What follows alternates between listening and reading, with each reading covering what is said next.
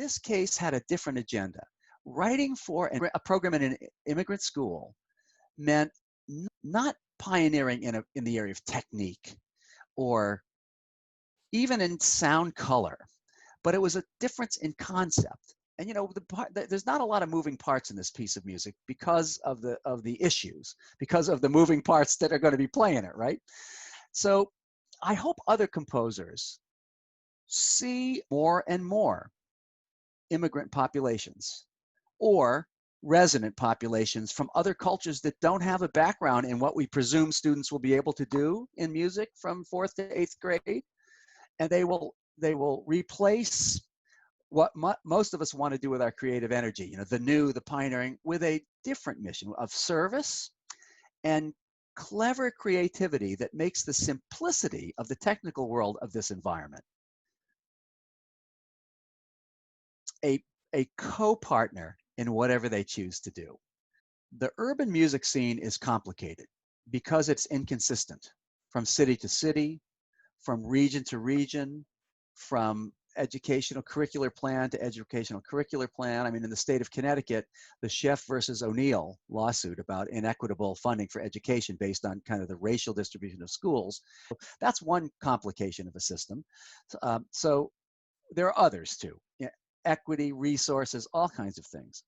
And so as I've been involved in my 38 years at Yale with many programs that have sent our students into the school to participate, most of the reports come back that in some of the schools, it's not really even about music.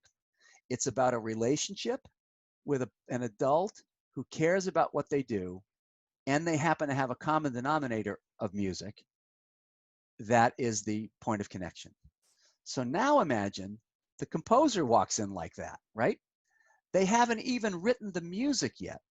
And the student who's having a terrible time with their clarinet or their saxophone doesn't have to be worried that this person's going to write them a piece of music that they can't play, because the composer says, so I'm here to hear what you can do and make something out of it. And I think most of the composers we'll talk to will report a kind of softening that happens in the relationship between them and the students. You know, the first day I walked in with Bobby McFerrin, I got off the plane wearing my suit and my tie. I look very Ivy League. And there's a hilarious video that I have of Bobby saying, boo, ba, ba, ba, ba, ba, ba, ba. Play that back. And the kids froze. And he said, oh, here's Tom. He's my friend from Yale. He's going to write that out. And I was thinking, C, G, G, G, G. I was trying to get it ready. And so I have this look on my face of deep concentration. And he says, say hi, Tom. And I walk in with a tie on and a coat and I go, hello, hello. And I walk back. I'm like, and you can see these kids kind of going, who's this guy? And then when I went, C, G, G, G, G, G, G, G, I said, that's what I was thinking about. I had my tie off by the end of the meeting. My coat was on the chair. And there was a softening in that hour as I went from, you know, my curriculum vitae to a guy working with kids. So what's the impact of putting composers in the schools? It's that.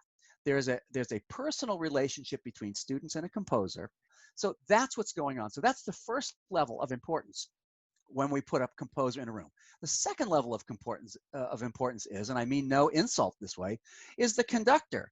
Most of the reasons conductors don't pick new music is they don't know it and they don't know how it works and they're not used to it. But you know, you go to an All-State or you go to your area MEA conference and you hear these pieces and it breaks down the barriers. Our pieces, you've seen my music. The first 2 pages are how this works, and it's written for the conductor. Measure 1, aleatory. Go like this with your finger and count to 10, and then go 2. You know, and then inside you'll hear this happen. So, you know, we're trying to break down the neophobic tendencies of conductors because they're busy, and it's not a lack of artistry. They have to worry about study halls, hygiene lessons, attendance, liability, instruments. Now they have to worry about cleaning instruments, viruses, spacing. If we can make this easy for them, then the music has a chance of hitting. And when a conductor and a composer sit in a room together for 4 hours and talk about how this piece is going to work out, the sense of ownership is genuinely shared by the composer and the conductor, because the composer wouldn't have written that way without the conductor's input, and the conductor, you know, can probably see how they had an impact on that. So the BandQuest uniqueness is that it puts, before a note is written, it puts a composer in contact with, virtually or in person, both important constituents in the process, the players and the conductor.